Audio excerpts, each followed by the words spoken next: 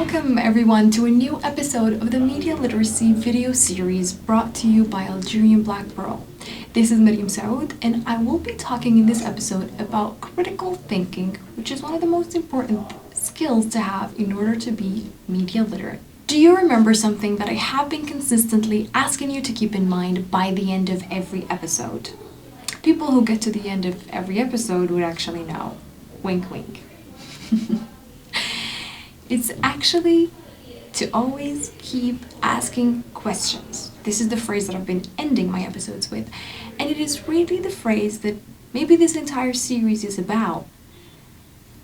Asking questions is at the core of media literacy, and to ask questions means that you are trying to find out the truth, or you're trying to find out the reality, or what is exactly happening. Asking the right questions is what helps you assess the validity and meaning of arguments and claims in order for you to make up your mind on what to believe and what not to believe. This is the phrase that we will be focusing on today. Imagine it's the end of summer, beginning of school year, and you still don't know when the registrations at your university are going to open. Someone texts you and says, registrations at the university are open. That's it. That's all the text included. Your reaction to the text depends on how well you know the person.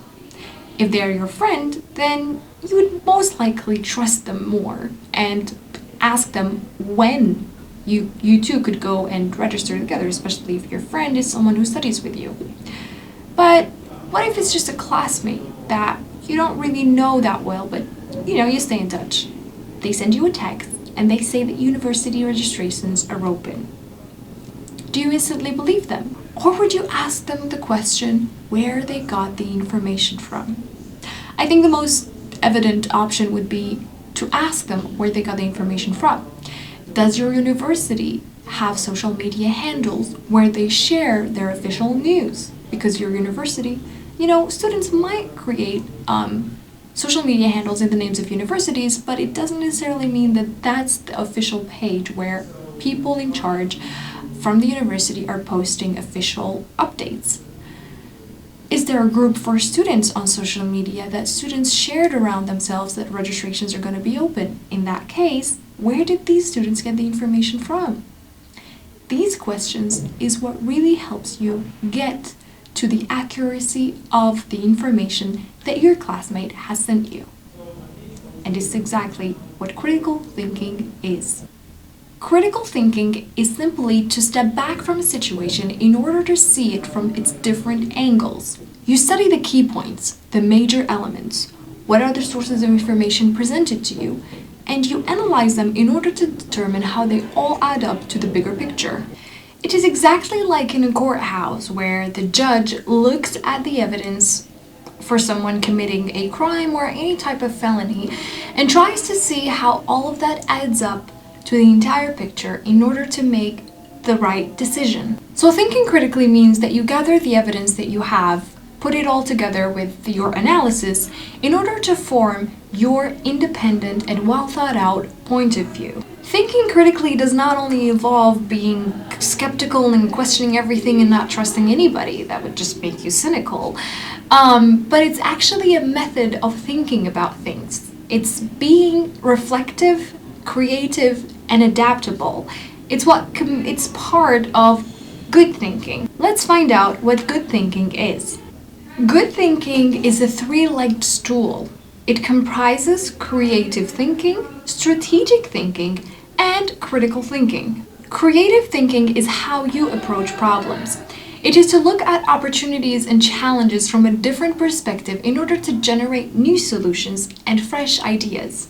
Strategic thinking is breaking down strengths and weaknesses, analyzing trends over time, and trying to get to the root cause of a problem. Critical thinking is assessing the reliability, validity, and relevance of information. Asking critical questions means you are skeptical, you are seeking to find out the truth, and this means that you are basing your judgment and your decisions on evidences and facts instead of basing them on assumptions and biases. Critical thinking ensures that your strategic and creative thinking are resting on a foundation of evidence in order for them to be reliable and relevant.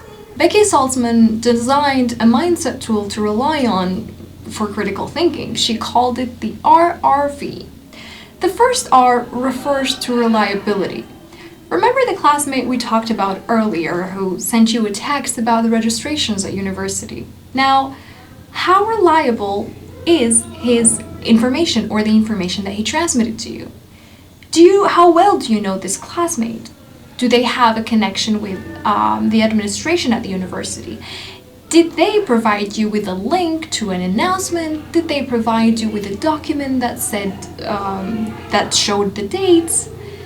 Reliability lies in what evidence is presented to you and how much can you trust that evidence. The second R is relevance. It is context specific. If someone brings up an argument or an evidence that's not really relevant to what you are thinking about, then you would just say, well, how does that have to do with anything that I'm talking or thinking about? Then that makes it not really relevant and you cannot trust it. Then there is the V, which stands for validity. Let's look at this example. There is a premise 1, and there is a premise 2, and then there is a conclusion. Premise 1 says that all students at our school take English language classes.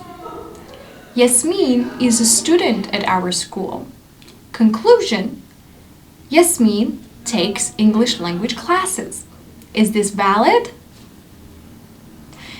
If you answered yes, then correct. It is valid because we make the connection that since Yasmine is studying at the school, and since we have said in premise 1 that the school or all the students at the school are studying or taking English language classes, then this automatically makes her taking English classes because she's a student at the school.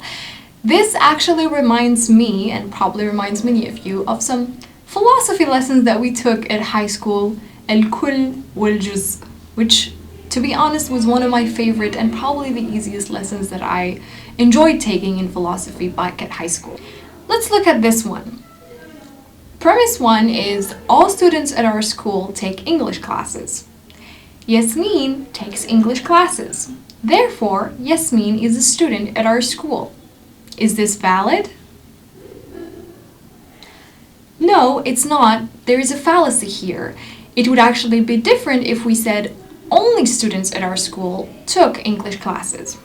Use the RRV mindset tool designed by Becky Saltzman in your critical thinking and also in the way that you consume the media. You can rely on the RRV mindset tool designed by Becky Saltzman in your consumption of media in order to think critically about the content that you are consuming. How much can you trust and how much can you not trust, and what kind of evidence can you rely on in order to make your judgment? This is it for me today. Thank you for watching. We will be looking into more critical thinking in the next episode. Until